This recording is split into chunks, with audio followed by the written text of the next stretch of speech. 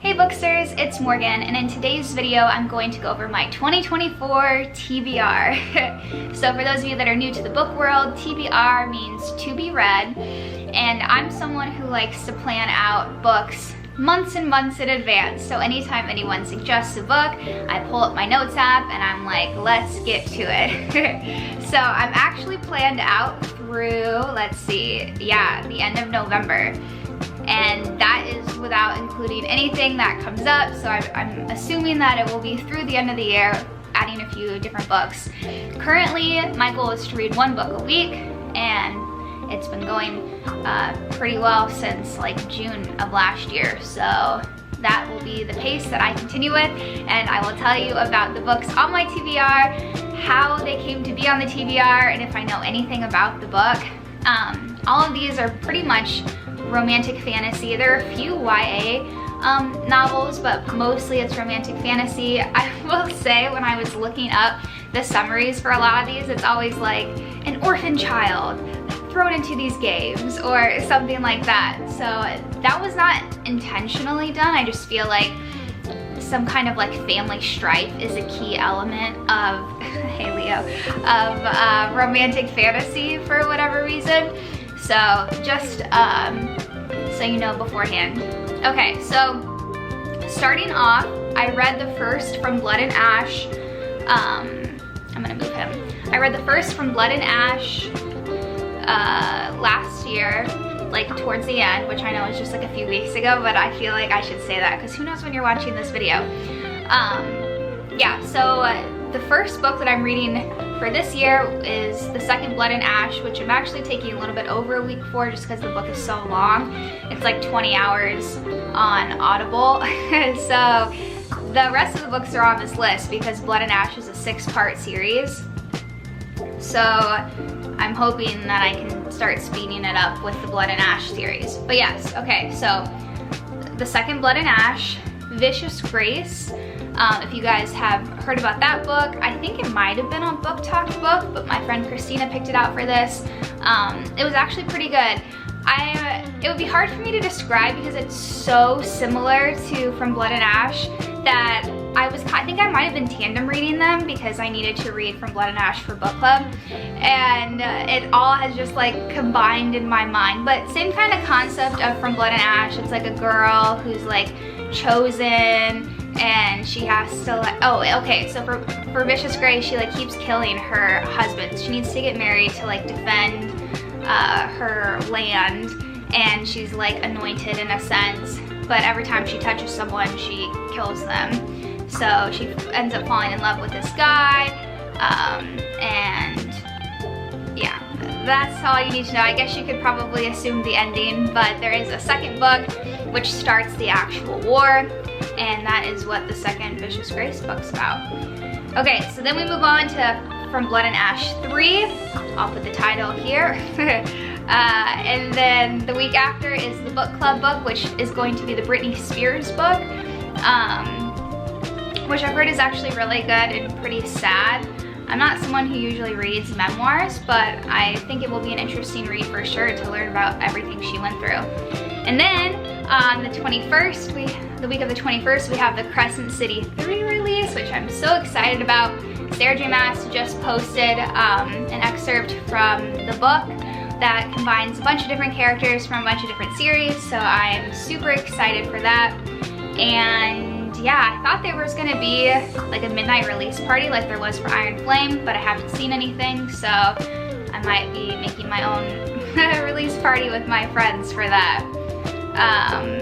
I'm super excited about that. I honestly hope she comes out with an ACOTAR book for this year as well, but we'll see. Then From Blood and Ash 4, there's so many of the series, there's 6. The 6th one comes out in February. Blood and Ash 5 for the week of February 4th, and then the 11th we go to the book club book, which will be Whatever Everyone Feels. And then we go to What the River Knows, which I did not pick. My friend Christina picked. We share this list. And I want to say we were at Barnes & Noble and she saw this book and it looked cool and she was like, should we put it on the TBR? And I was like, add it. This was like back in like October, so that's how far we had gotten in October, and since then we've expanded to the end of November. Then we have the series The Cruel Prince. I've heard so many good things about this series. The specifics, all I know about this series is that the main character has black fluffy hair, which you know I'm down for, but he has a pigtail. We'll see how that goes in terms of falling in love with like a book boyfriend. The intricacies of that, I'm not sure. But it is a 3-book series. So that takes us through the week of March 17th. And then the 24th, we have another book club book, so we'll see what that is. Then we go into the Inheritance games, which I think is maybe a 3-part series currently, and they're coming out with a 4th, or maybe they just came out with a 4th, but I have it written that there are 4 books for this series. And when I was looking it up before I started recording this video, it said something along the lines of this girl was like living maybe in like the forest or something like that, or on her own, and then she is presented with all these challenges, and there's like billions of dollars on the line. So I honestly thought it was kind of going to be more like Squid Games, but apparently not. But I have heard good things. I've heard it's more young adult than it is like romantic fantasy adult. So that will be interesting. I haven't read a YA book in a while. Just more G-rated, I guess. Then you go to the Plated Prisoner series, which you'll have to let me know if you've read it. I have it written as a 5-part series. And literally when I was looking up all these books, like I said, it's always about like these like little orphan kids. I want to see if there anything that it says. I think this might have even been a German book, because there are a lot of the books are in German, so I'm not sure. But it does say a stunning new series, perfect for fans of Sarah J. Maas and Jennifer L. Armentrout. And Jennifer L. Armentrout is the one who wrote From Blood and Ash, which I'm actually really enjoying. And obviously Sarah J. Maas does ACOTAR, Crescent City, and Throne of Glass, so should be pretty good. It says, the Fae abandon this world to us, and the ones with power rule. So you know I'm in for a Fae book. I really want to get, Hot Topic has some like Fae earrings, but it's not like a fake ear. It's like jewelry that extends out, so it's like metal. I think it's super cool. So if there's a new ACOTAR book this year, I will be partaking in the Fae cups. So that is for that series. I honestly wrote it down as a 5-part series, but this says 6, so I might have to add to the TBR. That's why there's still a few weeks open in the TBR for the specifics. Okay, then that brings us down to September, after we go through the Nether Book Club book, and the next one is The Serpent and Wings of Night, which I have written as a 2-part series, but I want to say there's more to that series. But again, I'm pretty sure it was about, yeah, it looks like there's maybe 3 books to this series. But it was something, again, about an orphan. Yeah, it just says, heart-wrenching romance, dark magic, and bloodthirsty intrigue. Perfect for fans of Sarah J. Maas and Jennifer L. Armentrout. It's amazing how many times people quote those 2 specific authors in reference to their own book, so we'll see. This says in Barnes & Noble's description, The Serpent and Wings of Night follows Aurea, who knows if that's pronounced correctly, a mortal living in a city full of vampires. She's tired of being the prey in a world full of hunters. So that sounds pretty good. I have it written down as 2 books, but maybe it's 3. I'll definitely look it up.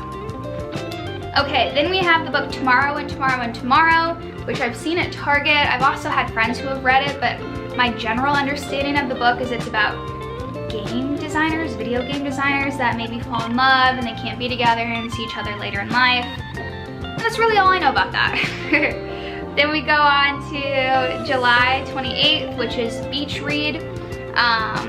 I don't really know anything about that besides I was thinking like July vibes, summer. It's called Beach Read. It's gotta be pretty good. Then in August, we have Shadow and Bone. This series I have written as a 3-part series, and again, I wanna say it was about an orphan running around. There might even be a TV show. I'm not sure if it's the same thing. Yeah, it looks like there is a TV show. I'm not sure if they're related, but I'll have to check it out. So, yeah, the Shadow and Bone trilogy. So we will see how that one goes. Then we have Queen of Nothing. I think what I read for Queen of Nothing is like maybe they're in the mortal world and then they have to go back into the Fey world to like fix something. That I have written as a 3-part series that takes us through September 8th. Then I have Once Upon a Broken Heart, which is a 3-part series, and I want to say that's more like fairy tale-esque or fairy tale based. So that's my understanding of that trilogy. I think maybe it was on New York bestsellers. Then in October I have Caraval, which is a 3-part series and about, hey Kev, and about carnival people. Here's my thing about carnival books. I watched American Horror Story when they did the carnival one. I don't even know what you call that. And I never had an issue with clowns until I saw the series. And the fact that that clown, obviously, like, he had tried to unalive himself and messed up his face, and so he had to wear this like clown mask, and like it was so dark that I was like, not cool. So before I had thought of clowns like Homie the Clown from, it's not SNL, but whatever the other show was. I can't think of it right now, but I had like a happy version of clowns, or like when Cam plays the clown in Modern Family, and then that clown was so dark. And then I saw Joker in Japan, and I felt like Dark Knight Joker was cool because you were like, oh, why is he crazy? Who knows? And that was nice. Joker, like the movie Joker, that was such a dark story of like mental health, and like he's like obviously like delusional and like making up stuff. It was so dark that I was like, these two clowns have really messed up my view of clowns. So who knows? Maybe there's a clown in this. Maybe it will reinvigorate my love for clowns, but as of right now, I'm pretty anti-clown. Okay, and then in November, I have the Powerless trilogy, which my friend picked out, and I don't really know much about that, except I think it's pretty smutty. I think that maybe that's why she chose it. But yeah, that ends my 2024 TBR. If you guys have any suggestions, please write it in the comments and let me know. I'm totally open to adding books. I like to stay in the romantic fantasy realm. And yeah, I have like space for like, what, 4 or 5 extra books. So if you think of anything, let me know. And I will keep everyone updated as I continue through all of these books. I'll try to do reviews on all of the books. And I think probably tomorrow I'll update YouTube with a new video when I finish the second From Blood and Ash book, so which is Flesh and Fire. But yeah, so thank you for watching my 2024 TBR video. Let me know what you think about the books on my list, which ones are your favorite, which ones you think I will probably not like, just so I can get an idea as I go into this new year of reading. But make sure to like and subscribe this video, and I will see you guys in the next one.